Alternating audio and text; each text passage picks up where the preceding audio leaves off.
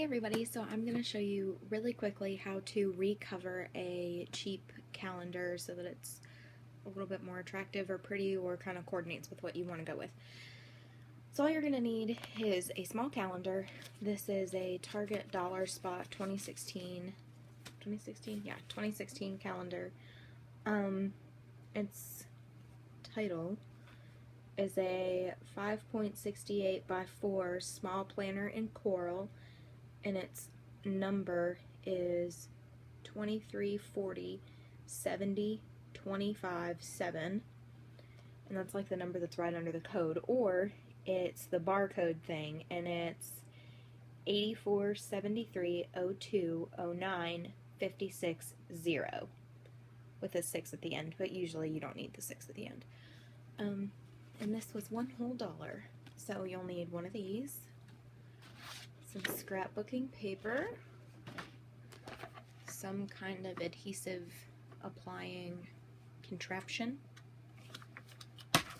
and scissors or a paper cutter and a pencil. So, first, and a surface upon which to bear down. I'm sorry that you're on shaky cam right now. I didn't feel like setting up a tripod, so I didn't. So I'm just gonna take all of the stuff, little plastic covering thing that was on it. I took that off temporarily. And then I'm just gonna kind of look at this and find like a cute spot, kind of like this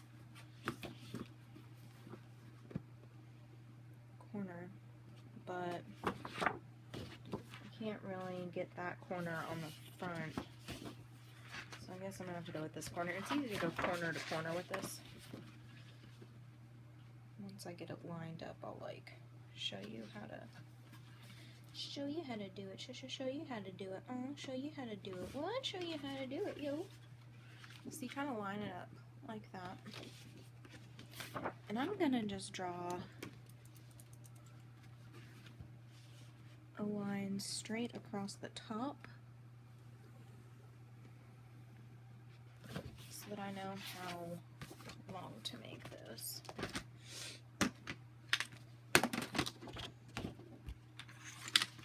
Just take your paper cutter, put your paper in your paper cutter, and you line up your line that you've drawn with your blade, and slice it extra to the side. And now I'm gonna take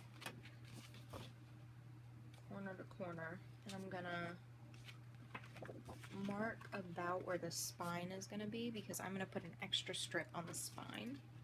I'm just gonna do a line right down that. Okay, so I've got it lined up. And then I drew a line right down where the spine will about end up. Then comes the fun part. So the spine is roughly, I'm going to line it up. So then you're going to take your line that you drew, and you're going to take your book, and you're going to line the front edge up against this front edge. Once you've done that, line it up as best you can. Doesn't have to be 100% perfect, but you know, it just kind of have to be a little bit accurate. Then I'm going to draw, I can't talk. Then I'm going to draw a second line. You can kind of see first line, second line. And then that tells me where to set my book down. We're making my last and final line, which is going to tell me about where it should end. So the first thing I'm going to do is, I know once these lines are drawn, I know that I'm going to need up the top, down this side, up, and across. So I'll take my ATG gun. It's got acid-free photo adhesive or something in it.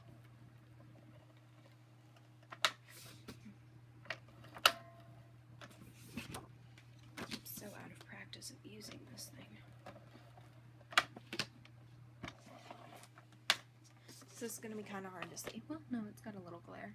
So I did a box around on this side of the line. I didn't go in the line yet. And then up across. And then this is where you kind of have to be very careful. Because you're going to line it up corner to corner. Ah, see, this is why you have to be so careful. Because if you don't line it up just so, you're going to mess it up, right? Okay. So that lined up perfectly. Now I'm going to do this strip right down the spine so you can see our little spine section. And I'm going to wrap that up towards me so that I can make sure it's getting a good fuse. Can you kind of see how it's on there really well? Almost said really good. My dad would be so proud of me for having not. Okay, and then I check, once I fold it over, I check with this back line and make sure it's kosher. And then this is where it gets kind of tricky. Like, I'm sure y'all be like, there's such an easier way to do this. You just do this, this, this, this, and this. And I'll be like, oh, that's great. But this way I get pretty much a perfect line. So before I attach this back piece, that's when I do my little snipping of this last section. And then I'll fold it up one more good time. And then I'm gonna put a second strip on the inside there. Inside there. I'm going to take this one and bring it just a little bit in because I think it's a little too long.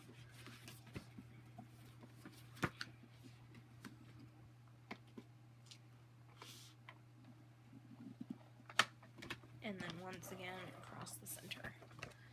So, can you see the... Okay, once again on a box and then down. And then once again kind of fold. Well, see, this one's tricky. I'll just kind of fold that one over and pray. And you smooth it out. Sorry this is so shaky.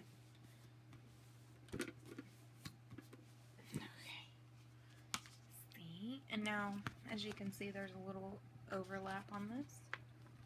And it's going to be a little bit of a stiffer binding, but that I kind of like because it makes it a little bit more durable. So if you end up having a little bit left over like I do, you just take a pair of scissors because it won't fit in the cutter now, and use the original cover as your guide of where not to cut.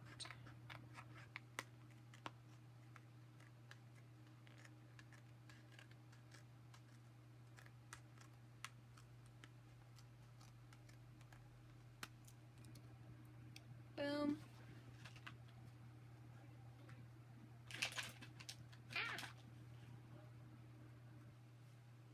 Tiny little pathetic strip. So now that's done. Isn't it cute? I like it a lot. I'm gonna use, I got a Cricut Expression for Christmas, so I'm gonna use my Cricut Expression to cut out a shape to put on the front for putting back the calendar title. And then the best part that I love about refacing it is you can still use this cover thing. So I got some stuff stuck in mine already.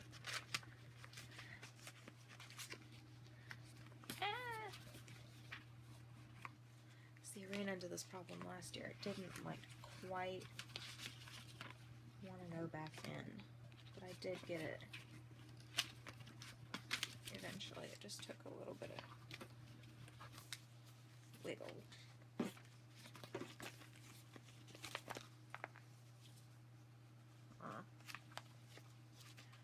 Once again, I'm sure somebody has a much easier way of doing this where it's like gonna slide right on in, good and perfect.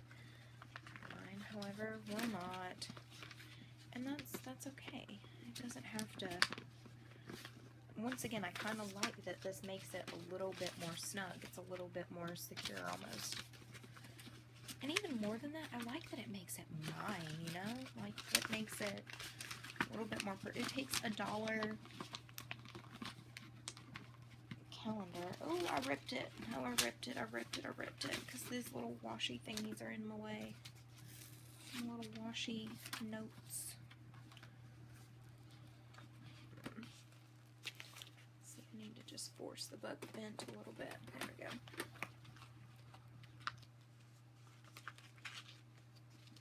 See, it should slip right in now that I've ripped it a bit. See, this is what I don't understand. Like, it acts like it's all... Okay. Alright, that's a little bit more even. So once you get it back on there, it's a pretty good fit.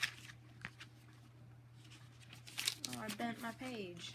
Well, it's a good thing I'm about to chuck that one. So, let me just stick these back where they were in here. Because I'm going to try and put these in here a little bit more attractively than this, but for now, this will do. So this is what holds all of my little notesies for really obnoxiously tracking my cash envelope system and whatnot. Just in case you haven't seen it before, this is my current bill catch-up. I'm only one step away from finishing that. But I'll write down what bills and money comes in and where it goes out to and stuff like that. And then in the back I have my per week paycheck needs that I kind of figured out. 6 months expenses start up. I want to start getting the money together to have enough money to pay bills for 6 months without any concern. So this is my startup for that. It'll still leave a good hunk of change that I need to come up with, but it's a nice little starting nest egg. It'll cover my major bills, should it need to. Pet emergency fund breakdown, so that I can get a nice little nest egg for my 2 girls, Chloe and Maggie. So that, I mean, they're getting older, they're going to have medical needs. I want to make sure that should something come up, I've got the money set aside to take care of them. And then my $1,000 emergency fund thing. And there's like, okay, so how they're doing the Target dollar spot. Oh, wait, one more. And then this is my savings plan, so that I'll have about $1,500 in savings only. Sorry, I keep accentuating with my hand and I'm like shaking y'all everywhere. My bad. So that I'll have about $1,500 in the bank by the end of the year as a safety net for me. So I'm going to have multiple safety nets. I'm going to have a pet savings safety net, an emergency fund safety net, 6 months expenses safety net. Did I say there? 6 months expenses safety net. Yes. And a savings fund. Yeah, that's a lot. How Target, anyway, back to what I was going to say. Target dollar spot's putting these little hooky thingies on here to hang them up to better organize it, which don't get me wrong, I love. But getting that glue up off of there is going to be a pain in the patella. Not really, because I've got some special stuff that, like, scrapes it right off, but still. I really like this. This is going to be super cute. And then I still have my little billfold thing. It lists all of my bills and how much they are. And then it lists my current cash envelope working on the ASAPs, the next, and the slow builds. But this even really needs to be updated badly. So I'll probably work on this and my envelope system and dealing with my coupons. Oh my god, my coupon binder. I keep changing my couponing system because every time I turn around I find something I hate about the one I'm using. So I've got to update that. And I just keep a little rubber band around it. I wouldn't mind like a cute elastic. That'd be nice. Like a cute little elastic with a bow. Ooh, I wonder if bows and Pixie something or another. What is her name on Etsy that she makes the bands? I wonder if she can make a custom one for that. I don't know. I will have to ask. Alright, anywho, so that's it. I mean, as you can see, it was super simple to do this. I mean, it didn't take me, I've been recording for 15 minutes. And that's because I talk a lot. That's not bad. So I hope you guys enjoy this video and you find it useful and helpful, and you have a great day. Bye, everybody.